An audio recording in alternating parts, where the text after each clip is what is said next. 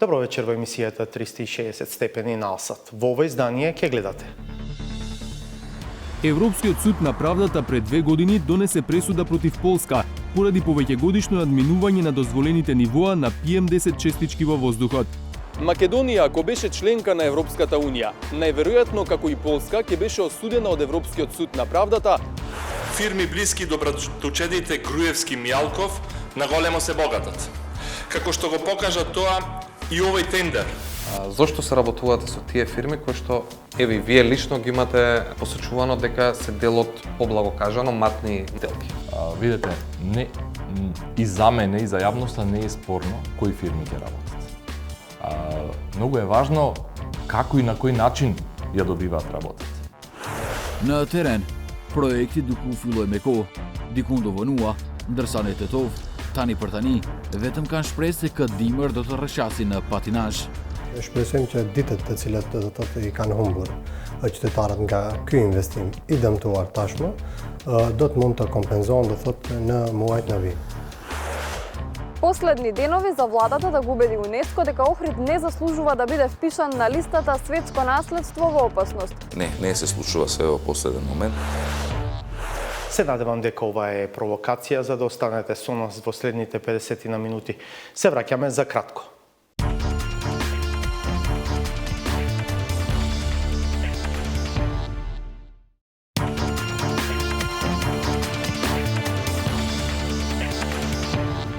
Почнуваме со една навидум лесна и на прв поглед не толку значајна тема во секојдневниот наплив на вести и проблеми. Ја избравме зашто е илустрација за тоа како добронамерни идеи може да заглават на граѓанска неодговорност и слаб институционален капацитет. Ако на тоа се придодадат партиски интереси, особено во предизборие, доаѓа и до комични ситуации. Хекура на Кифи. Në gushtëvitit të kaluar, qeveria mori vendim të qeras 7 komuna me patinazhe montuese. Rekreacionin për qytetarët e paguajti Agjencioni për Rini dhe Sport, ndërsa komunave u mbetej të siguronin kushte për vendosjen dhe funksionimin e patinazheve.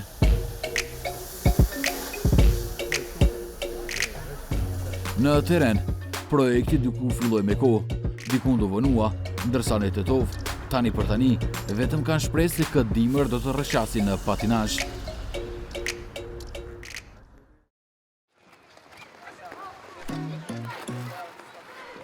Mateja Dončeva dhe Largia Simovska nuk janë vizitor të zakonshëm të patinazhit, i cili është vendosur në komunën Qendër. Të dy vajzat e reja përfaqësojnë vendin në nivel ndërkombëtar në rrëshqitje artistike. Јас сум учествувала последен пат во Белград. Таму освоив 4-то место. Има многу јаки конкуренции, бидејќи сепак не е затворено. За 4 месеци не можеме да постигнеме како они што можат они да постигнат. Ама сепак е чувството прекрасно.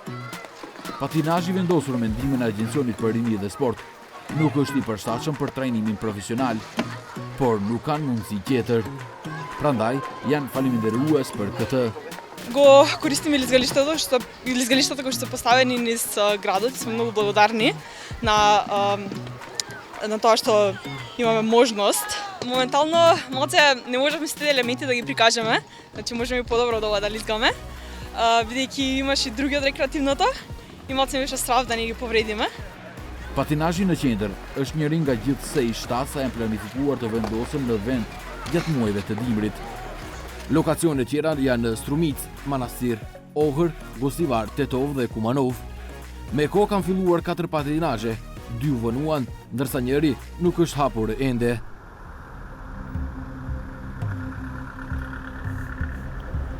Edhe pse është dashur qytet në funksion të qytetarëve qysh në fillim të janarit, një gjë e tillë nuk ka ndodhur me patinazhin që është vendosur në qendër të Tetovës. Nga komuna e Tetovës thonë se ditët e humbura do të kompenzohen.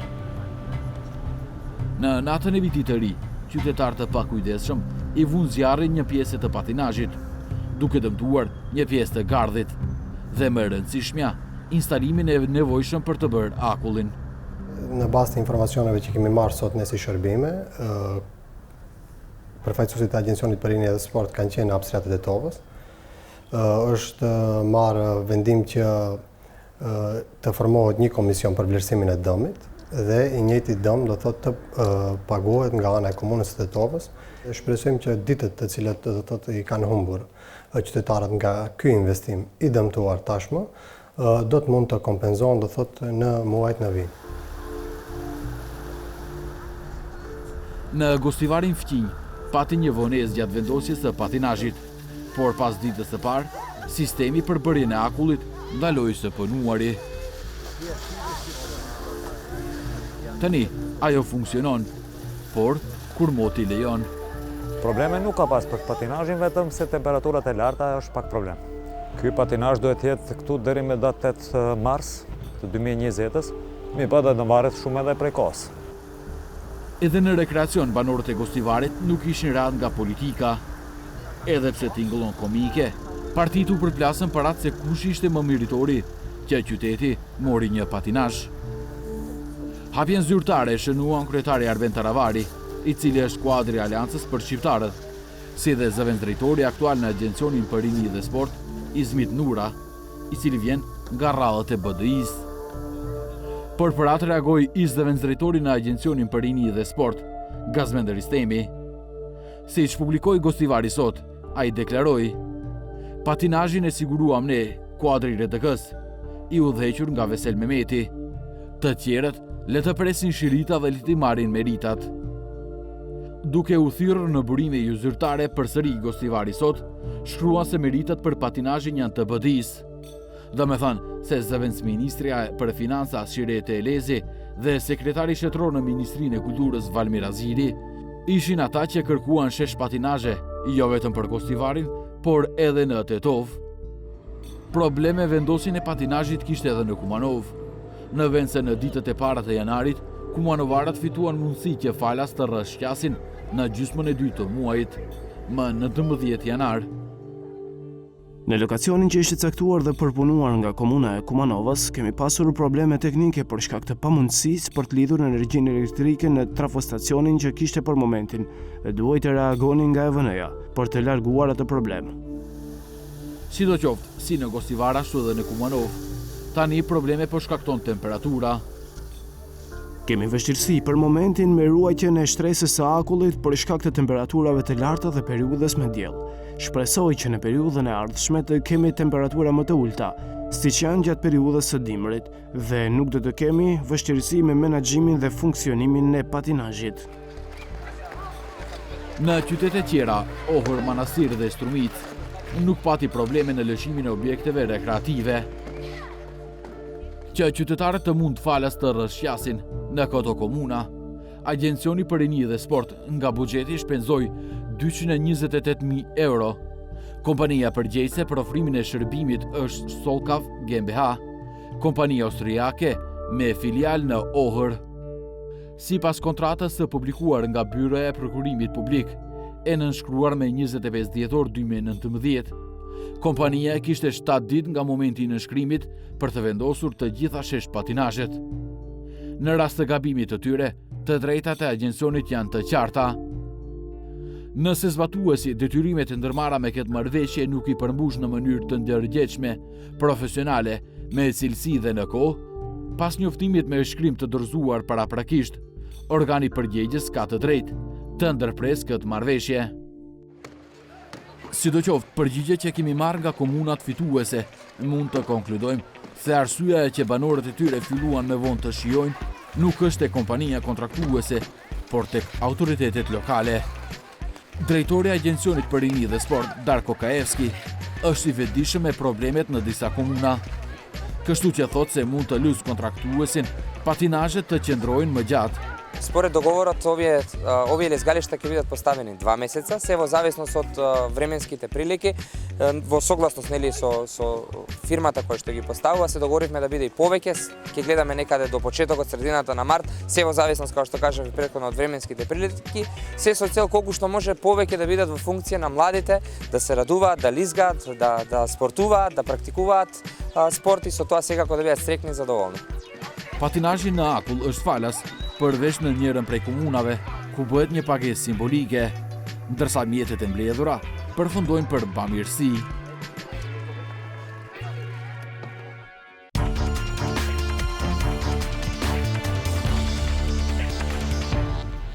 2,5 години откако актуелната власт го поништи тендерот за набавка на механизација за РЕК Битола, распишан од тогашното раководство на државните електрани во заминување, конечно е објавен нов тендер за купување машини, со што би требало да се намали потребата од ангажман на приватна механизација.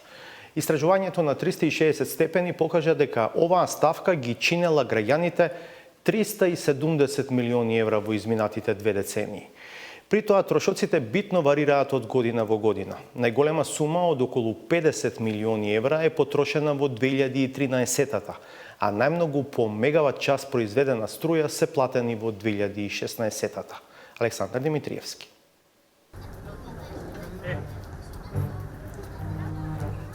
Банта Рей или се тече, пишува на сончевиот часовник во центарот на Битола. А широк сокак е улицата во градот која и соодветствува на таа мисла. Но битолското секојдневие тече со една наизглед тешко решлива контрадикција. Главниот економски извор на градот го сметаат и за најголема опасност за вообичајниот животен тек. Ја живеев тука до 98 година, работев како вработен во РЕК Битола.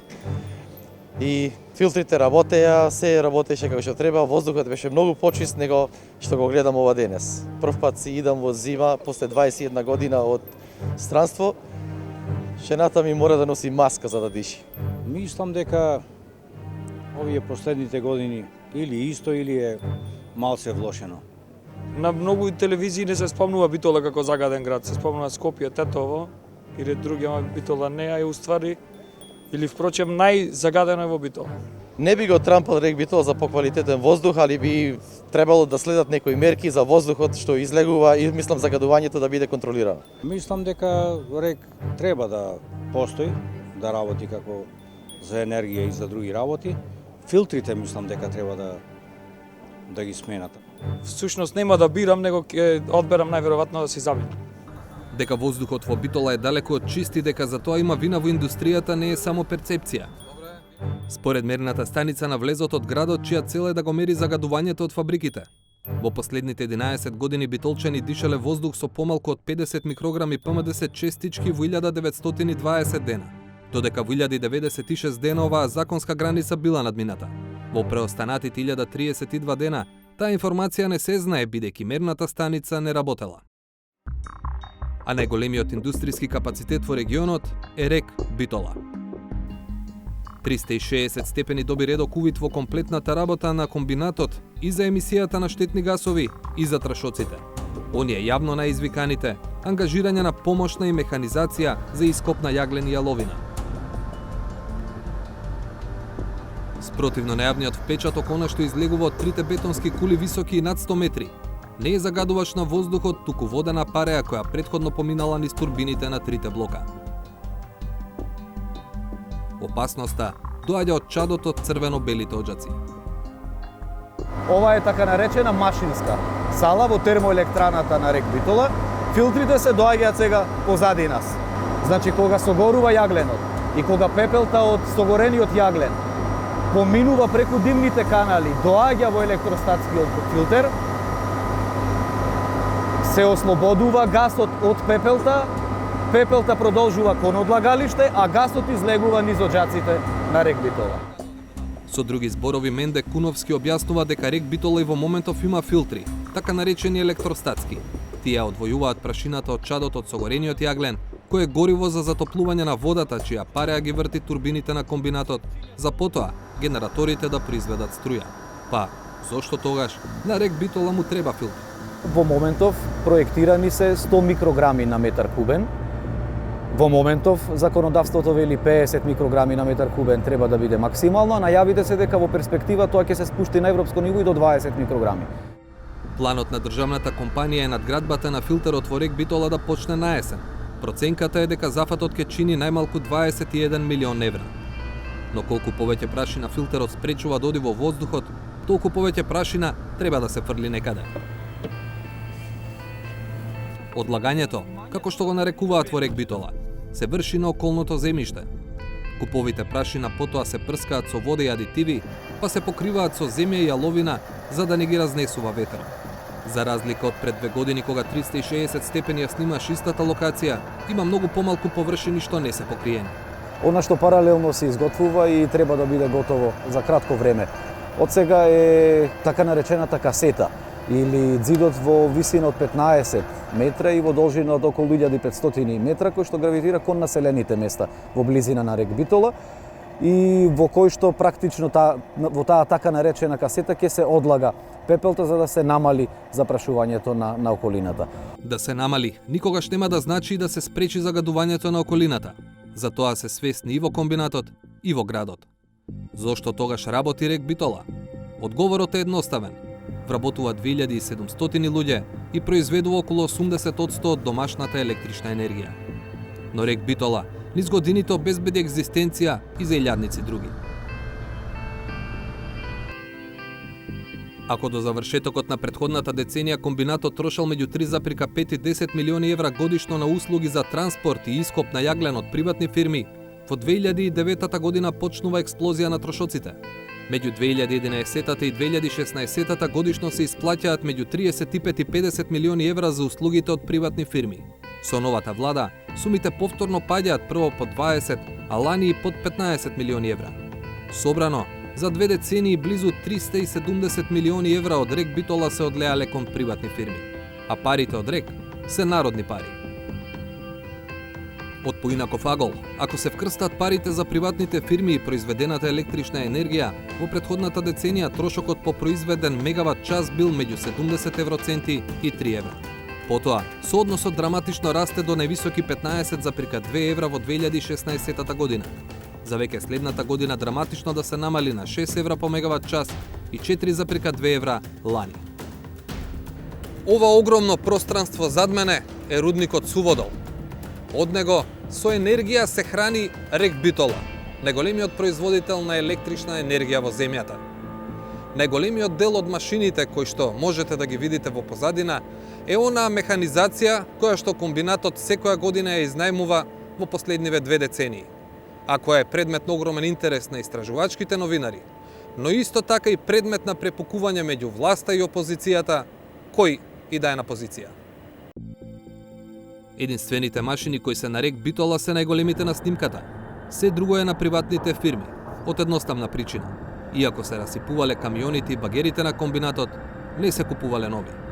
Така, од 2006 до денес, период за кој добивме податоци, дел од колачок тежок стотици милиони евра добиле 21 фирма. Сами или како водечки фирми во конзорциум најмногу пари за изнајмена механизација имаат добиено. Гранит 113 милиони евра, пред се до 2013 година кога ги истиснуваат дел од нивните локални партнери како Пелистер, кој во најголем дел по 2014 година инкасира околу 68 милиони евра, и Трансмет, чии машини чинеле 58 милиони евра, пред се во периодот 2012 и 2016 година. Марковски во последните 15 години добиле 53,5 милиони евра за своите услуги, а далеку подолу и последен, со приход од над 10 милиони евра од рек Битола, е фирмата Рудкоп. И покрај астрономските трошоци за изнемување механизација, претходната власт предводена од ВМРО ДПМН одбиваше да купи камиони и багери за рек Битола, се до моментот кога не беше избрана владата на Зоран Заев. Токму во тој момент, тогашниот директор на Електранија, сега лидер на ВМРО ДПМН Христијан Мицкоски, распиша тендер.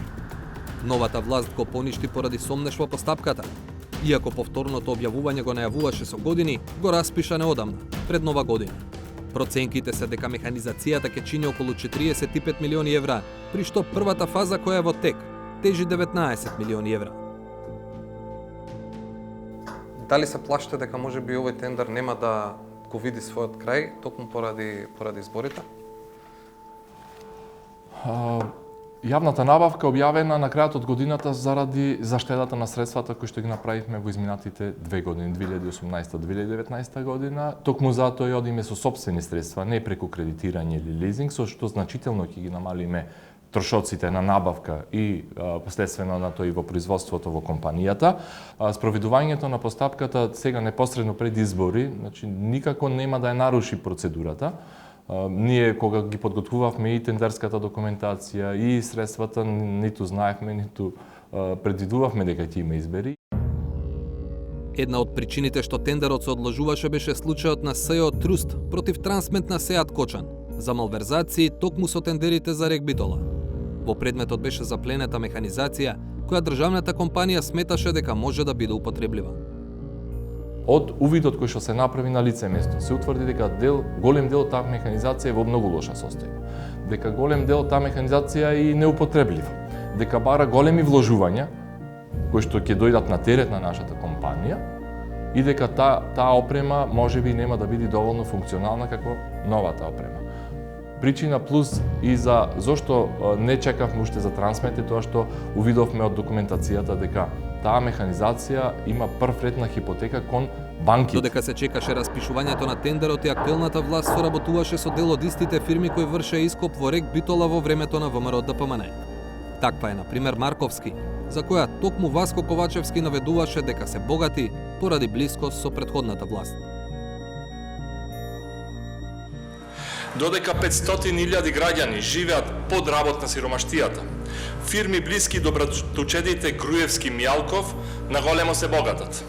Како што го покажа тоа и овој тендер од пред еден месец што го доби фирмата Марковски компани во висина од 290 милиони денари или неверојатни 5 милиони евра. Зошто се работувате со тие фирми кои што еве вие лично ги имате посочувано дека се дел од коруптивни или ајде поблаго кажано матни сделки? Видете, и за мене и за јавноста не е спорно кои фирми ќе работат. Многу е важно како и на кој начин ја добиваат работата. Јас тогаш како политичар, односно пратеник во собранието, реагирав во период кога се формираше влада, тогашното раководство на ЕСАМ, на ЕЛЕМ, во април месец склучи договор без објавување на јавна постапка со фирмата Марковски на 290 милиони денари, односно речиси 5 милиони евра за ископ на јаглен. Денес покрај тие фирми работат и други фирми уште толку. Работат и Рудкоп, работи СВ Инвест, работи Машинокоп, Зимак, Дигер и уште ред на други компании. Значи, ако тогаш работеле само 3 до 4 фирми, денес работат 10 до 15 фирми и со тоа се зголемува конкурентноста, а се намалуваат и цените.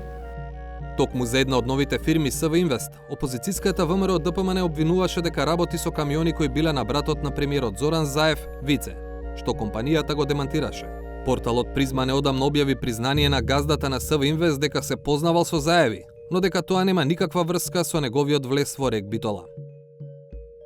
Ако бев нечи параван, тогаш веројатно ќе ги добиев најдобрите тендери во РЕК Битола, а не најлошите. Во текстот на Призма се проблематизира и првиот ангажман на СВ Инвест во комбинатот во 2018 година, бидејќи фирмата, иако немала искуство во РЕК, била поканета во постапка со преговарање, што на крај ја добила. Токму ова сега ќе го демантира на вашето. Зошто работеле и поранешните фирми, а зошто и работат нови фирми? Значи, ние не можеме да ги поканиме на такви преговори само компании кои што доттогаш, до доаѓањето и до промената на власта, работели. Ние мора да прошириме и да повикаме повеќе компании. Конкретно за таа набавка беа повикани 5 компании. И сите си дојдоа во РЕК Битола, јас тогаш бев директор на комбинатот РЕК Битола, си дојдоа, си учествува на јавната набавка. Една од компаниите не ги исполнуваше условите од техничката документација, останатите си дадоа понуди во затворени пликови и комисијата по отворањето на понудите утврди дека компанијата СВ Инвест има најниска цена, која што и критериум за добивање на постапката. Ковачевски ги отфрла сомнежите дека во РЕК Битола се случува било што незаконски, зашто како главен аргумент ги користи цените кои се плаќале за иста услуга во минатото и сега. Во 2015 и 16 година цената на час за булдужер до 350 киловати изнесувал над 8.000 денари. Денес таа цена е 2.787 денари од час. Речи си тројно помалку. Дали сугерирате и дека имало злоупотреби? Значи, тоа јас не можам да го кажам. Тоа треба да го кажат надлежните институции. Да не заборавиме дека случајот со Трансмет произлезе од ископите во РЕК Битола, односно од компанијата ЕЛЕМ, денешно ЕСАМ. Дали имате поднесено пријава до обвинителството последниве 2-2,5 години, ако знам дека вие сте конкретно на оваа функција? Ние, конкретно ние како компанија немаме поднесено, меѓутоа знам и сум учествувал каде и кога ги барале податоците од надлежните институции. Да почекаме, ќе покаже времето кој и дали злоупотребувал позициите во комбинатот РЕК Битола или во компанијата ЕСАМ. И додека се чека истражните органи да го проверат трошењето на стотици милиони евра народни пари, се чини дека изграден консензус да се прекине или барем значително да се намали изнајмувањето машини. Тендерот за првата фаза на набавката на механизацијата за комбинатот требаше да се отвори на 23 јануари, но поради прашања од големиот број заинтересирани фирми се одложи. Така, февруари ќе биде клучен месец и за набавката на нова механизација за РЕК Битола, но и за набавката за подобрување на филтерот во комбинатот, од кого и живее и диши вториот најголем град во земјава – Битола.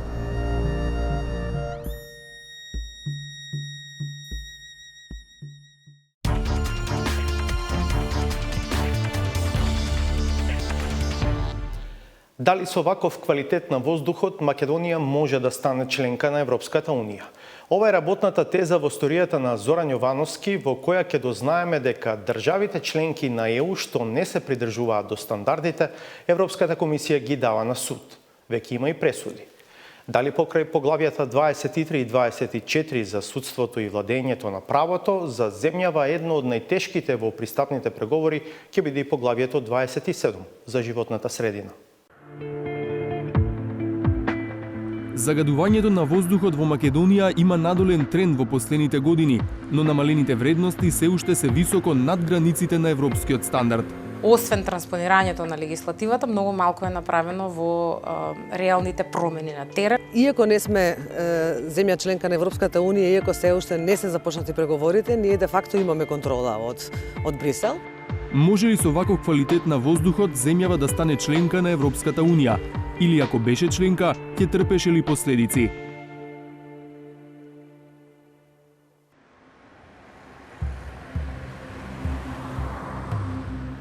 Европскиот суд на правдата пред 2 години донесе пресуда против Полска поради повеќегодишно надминување на дозволените нивоа на PM10 честички во воздухот.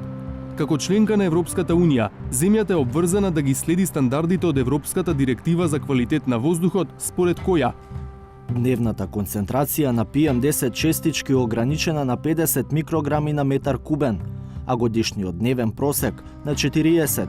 Во еден регион може да има максимум 35 дена во годината со пречекорена граница. Според пресудата, Полска меѓу 2007 и 2015 година во континуитет ги надминувала дозволениот број денови со загаден воздух во 35 зони во државата, како и дневниот просек на годишно ниво во 9 зони.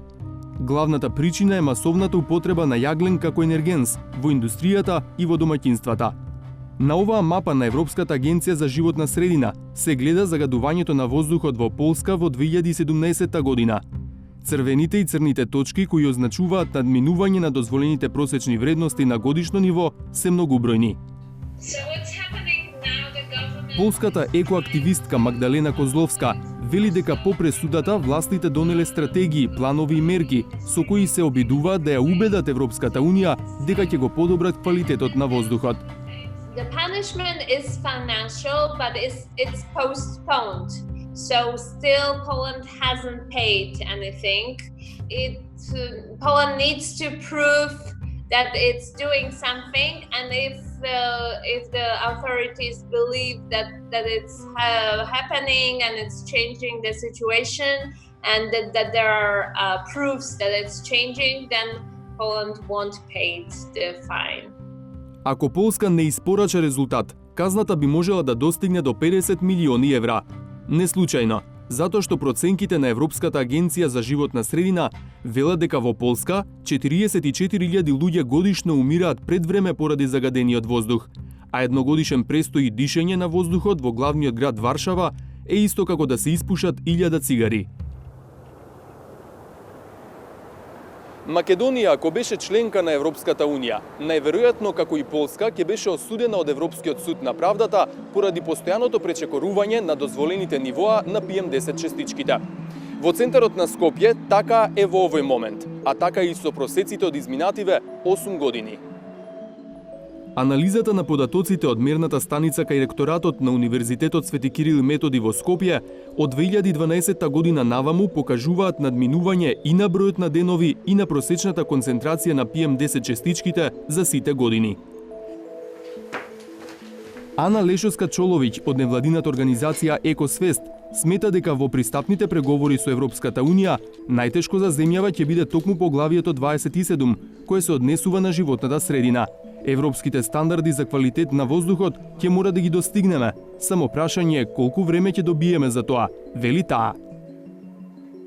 Не е прашање на компромис дали една индустрија ќе има филтер или нема да има филтер. Едноставно тоа мора да се направи. Мора да се намалат вредностите зададени од ЕУ и за да се намалат вредностите на PM честички и така натаму, мора да ги превземеме оние мерки кои сите ги знаеме, а не се измислување на топла вода, туку се всушност мерки кои веќе постојат и се дадени. За да ги направиме мерките, потребно е да инвестираме и тоа е она што го прави целото поглавје многу покомплексно од промена на закон во другите поглавја.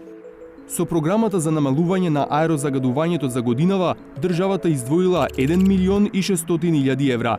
Со овие средства ќе се зголемуваат зелените површини во големите градови, ќе се подобрува следењето на квалитетот на воздухот, ќе се модернизираат системите за грејење во јавните објекти и ќе се подобрува нивната енергетска ефикасност.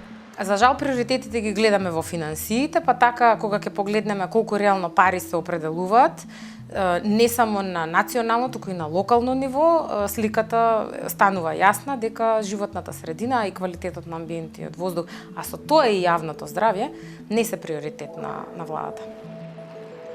Иако Македонија е само земја кандидат, Брисел секоја година ги оценува состојбите во многу области низ призмата на европските стандарди. За квалитетот на воздухот во последниот годишен извештај се констатира дека усогласеноста на македонското со европското законодавство е речиси целосна, но дека примената на законите и натаму е слаба.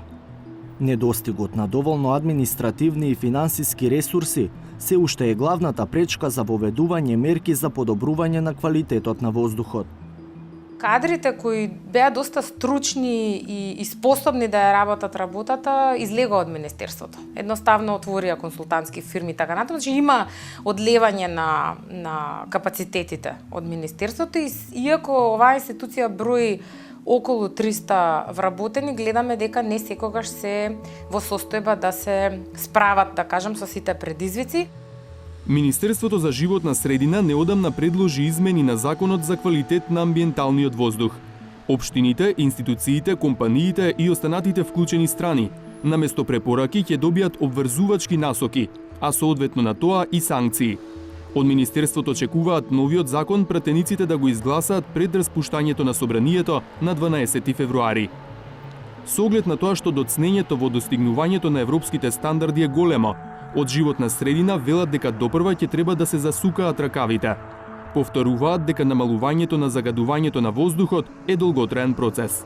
Она што го покажуваат искуствата на другите градови, европските, а може би и светските, како сакате, е дека тоа се процеси кои што се најмалку по 15 до 20 години.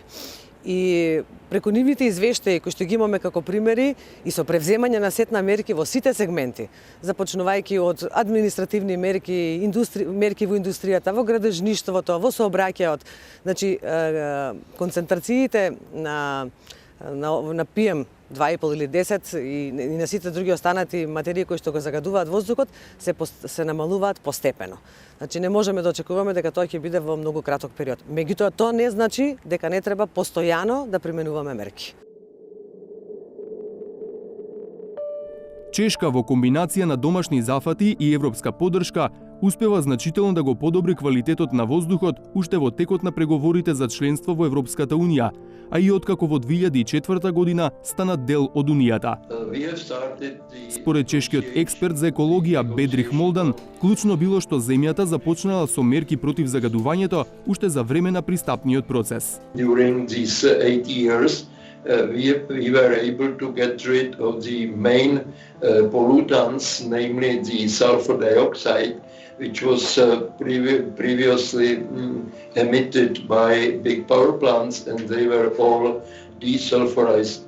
So basically starting with the negotiations, we already have had rather clean air compared what was before.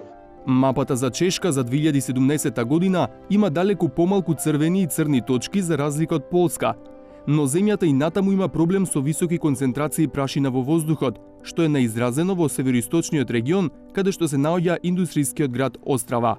I very much hope that we finally will not go to the court because we really have much to show what we are doing for that. We are spending money, we are having a good monitoring, we also have a good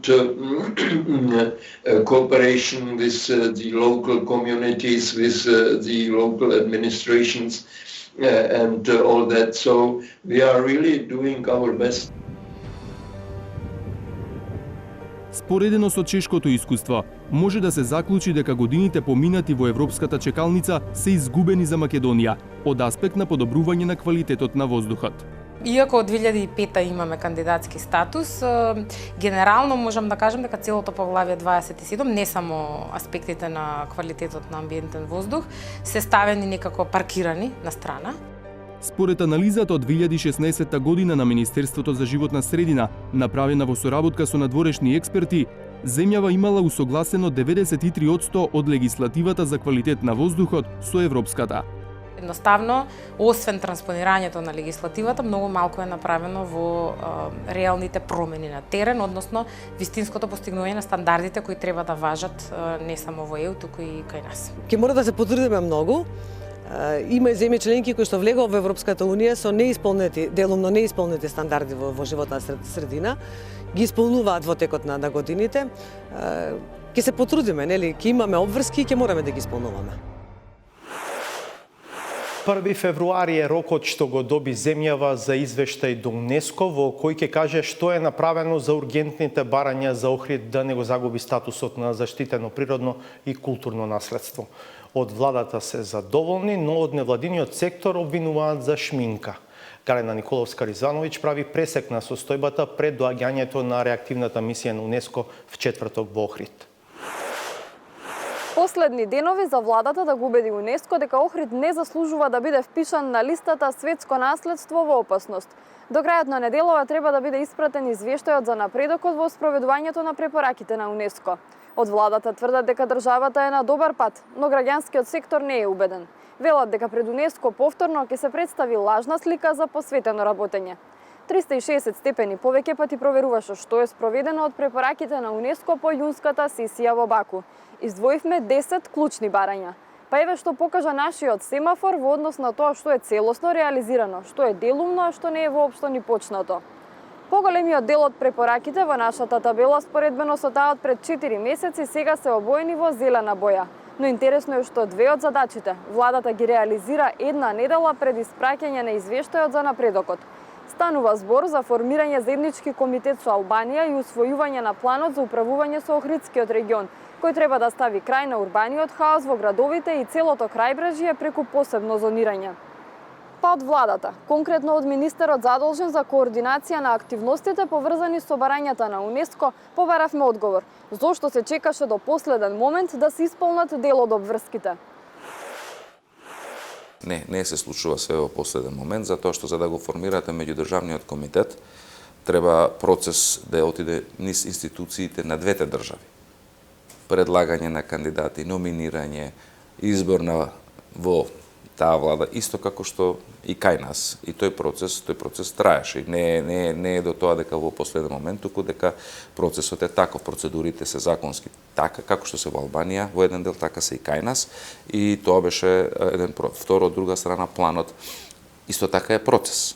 Почнат во септември, во октомври, со 3 јавни дебати, 60 дена во јавност, отворен за коментари, сугестии и забелешки. За задачите кои во нашиот семафор се избоени со црвено и се со статус нереализирани, Адеми вели дека и кај нив има делумно започнато спроведување. За депонијата Буково, Адеми признава дека е потребно повеќе време за решение. Најголем проблем сепак остануваат дивоградбите.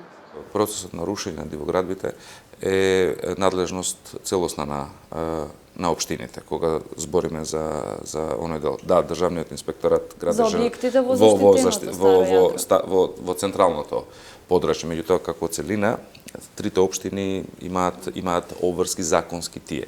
Ние како влада и тогаш и денеска и утре тврдиме дека стоиме на располагање на општините секогаш да излеземе во пресред кога за тоа ќе имаат потреба.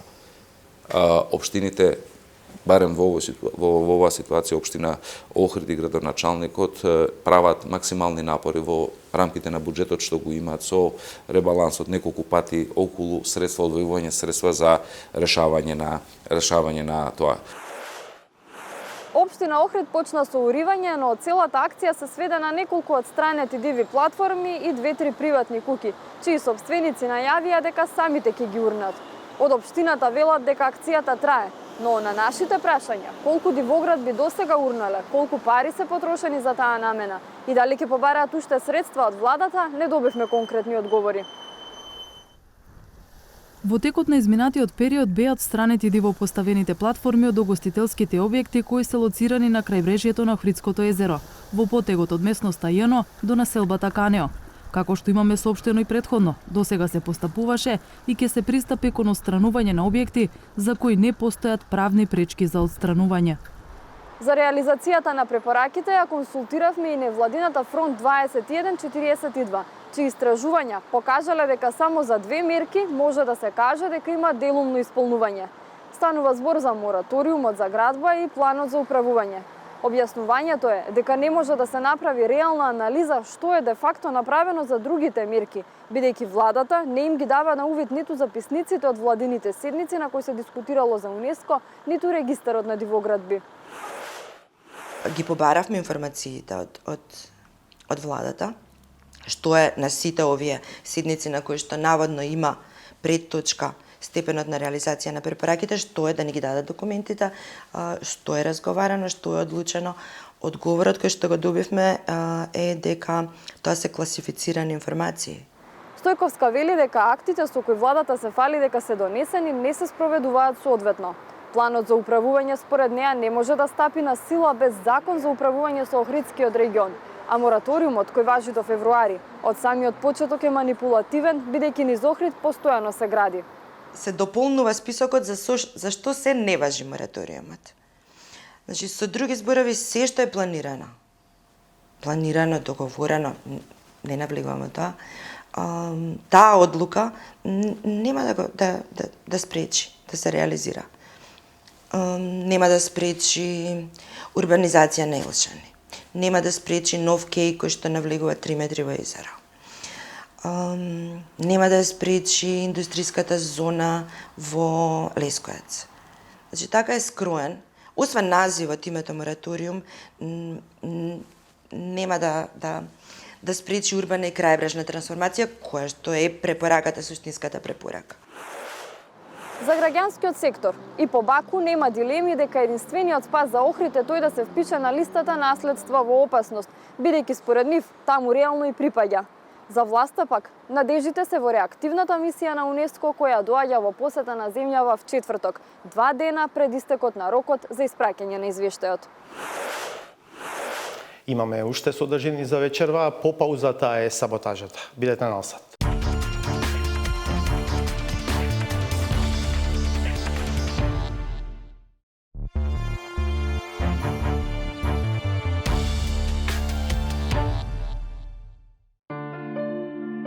Калфите израснати со пропагандистичкиот занает, кадровските решенија кои импресионираат со својата актерска способност на драматичен начин да креираат судири, дори и таму каде што тие реално не постојат.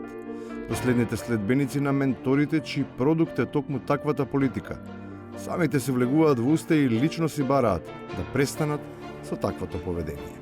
До 12 април е многу битно да имаме една фер и демократска процедура, односно да нема вакви манипулации врз земјоделците. Така за жал ќе биде се до пролет и така не се диши од полните и запалени политички контейнери. Оште и природата си подигрува со воздухот, одбивајќи да и биде макар малку наклонета на земјата. Барем според името, би требало да има таа толку посакувана карактеристика на географската одредница. Оно по времето како забелја сега. Како забелја зимата е ваква каква што е. Може би таа не е како што е, но добро ми дошла на скопскиот градоначелникот и не постои начин како да се оправда милионскиот трошок за чистење на тоа што не наврнало. Особено во ситуација кога за извршување на таа услуга постои од граѓаните платено јавно предпријатие. Затоа не треба да се биде ниту метеоролог, ниту синоптичар, туку само одговорен. Ја веројатно не би бил градоначелник, туку би бил Нобеловец, која би знаел во јуни месец оваа година каков снег имаме во 2021. Значи, јас сум должен да обезбедам да системот функционира. Како сето тоа функционира, подсетува неговиот колега од Сарај, кој исто така не е Нобеловец, но би можел да ја добие таа престижна титула во некој нов ранг, како на пример камуфлирање на дивоградби и претенциозно префрлање на одговорност. Колку што знам, во државава има многу такви објекти, а најпроблематично има и градови кои се под УНЕСКО. Проблемот на целата држава е тоа што никој не се нафаќа да зачисти, оти ако почне да се чепка под површината на виделина, не само што ќе излезе се, туку и ќе почне несносливо да мирисе. Изчисти 3 јами се усмрде. Значи, у таа бактерија има ли по-лошо? Значи, ние треба да биме канализирани. И на крајот, може би навистина треба да се направи еден канал, низ кој ќе заплават сите оние кои оттаму од каде реално не би требало, пројавуваат сериозни амбиции да решаваат проблеми во други сфери. Известно е дека и покрај тоа што обвинителката Вилма Русковска за сега успеа да го тргне случајот, да го стави ад акта, сепак еден ден ќе дојде на површина и ќе мора да се одговара за овие работи. Прањето одговорност е објективно, но пресудувањето е сепак категорија која е својствена за субјективна оценка. А таа во доменот на информирањето под прашалник ја става професионалноста. На тој знак, одговорот секој сам си го дава. Се одјавуваме, благодарам што бевте со нас и вечерва. Повторно ќе се видиме в петок од 22. Останете на Алсат и погледнете ги вестите на македонски јазик.